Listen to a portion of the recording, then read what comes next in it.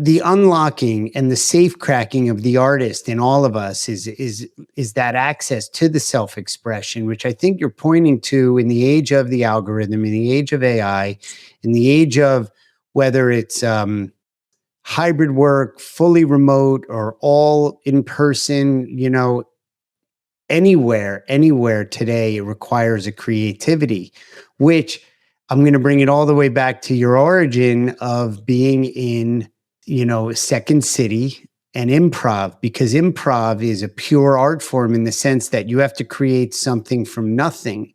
Yes. And what I think that skill, Judi, and talk a little bit about, how you see the value of the improv in the through line of what you do. To me, the need, the requirement to be present, to dance in the conversation, to be free to swing out, to be fully take the lid off of your expression is an aspect or a form of mindfulness, which is another tool, another skill, another way to access productivity, communication, collaboration, innovation, and the like. To talk to us a little bit about, your background there and how you use it, with meeting professionals and the groups that you present to. Oh, so good. By the way, MFA, mindfulness, what was an MFA? No, the Master of Fine Arts. So you have the MBA, but really you could be the mindfulness fine arts. I wasn't sure. The point is that I think that to your point, you mentioned, structure and strategies, and those are all important in action and milestones and measuring performance and all this kind of stuff still has its place.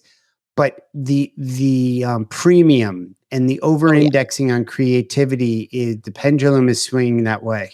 We're there. We are there. And those of us who are not looking at it and not prioritizing it will be left in the dust, period. Right. And so this doesn't mean you're going to go start your own business or leave the organization. It just means you're going to wake up your people creatively and tap into what inspires them. I mean, for example, I was doing improv while working in corporate America. And I did that very successfully for many, many years. Improv at night, corporate America by day. And ultimately, I sort of always knew I was going to do something different with my life and career. And I think ultimately the sales aspect of my job, the presenting was my favorite part. And so I think not sneakily, but sneakily with myself, I sort of just I had to save enough money. I just started chipping away and saving the money to be able to fund this dream full time. I always say that quote, just jump and the net'll catch you. I'm kind of really? The whole reason we jump out of a plane is because there's a parachute on our back. Right. You know what I'm saying? So I started saving my money, but it doesn't mean this work doesn't mean we're going to come into your organization. Everybody's going to quit their job and go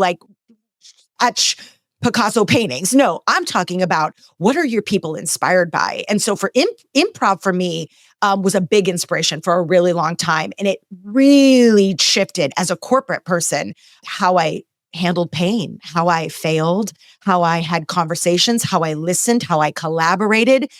Yes, and to answer your question is the biggest. I use improv on every stage I get on. My old talk, I say old talk, it's still a fan favorite. So I have 2 talks, Everyday Improvisers, kind of like my corporate fan favorite, original OG talk that I built my business off of. And she's just, one of the loves of my life. But the new body of work is the transformational art of self-expressionism. And I still use improv in both scenarios, just use them differently.